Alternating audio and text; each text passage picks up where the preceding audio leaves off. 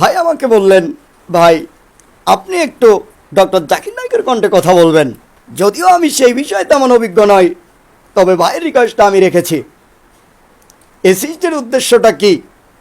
কেন আল্লাহ আমাদেরকে দুনিয়াতে পাঠালেন? কেন আল্লাহ দুনিয়াতে আমাদেরকে পাঠালেন? এর উদ্দেশ্যটা কি? এর তো একটা উদ্দেশ্য থাকতে হবে। আল্লাহ বলেছেন পবিত্র কোরআন সূরা মুলক অধ্যায় নম্বর 66 আয়াত নম্বর 2, আল্লাহ বলছেন আল্লাযী খালাকাল মাউতা ওয়াল হায়াতা,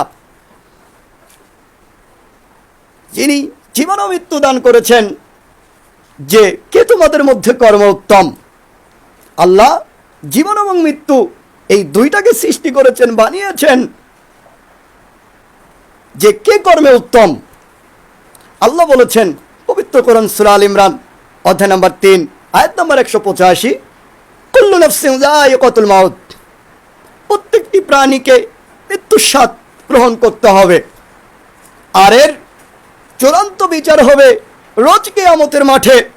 যাকে যেদিন জাহান্নাম থেকে বাঁচিয়ে আল্লাহ জান্নাতে দাখিল করবেন, সে এই সৃষ্টির উদ্দেশ্যে সফল। তার মানে বোঝা যায় এই দুনিয়াতে আমরা এসেছি কর্ম করার উদ্দেশ্যে। আমরা যে কর্মগুলি করব এর প্রতিফল আল্লাহ আমাদেরকে জান্নাতে দেবেন, এবং আল্লাহ আমাদেরকে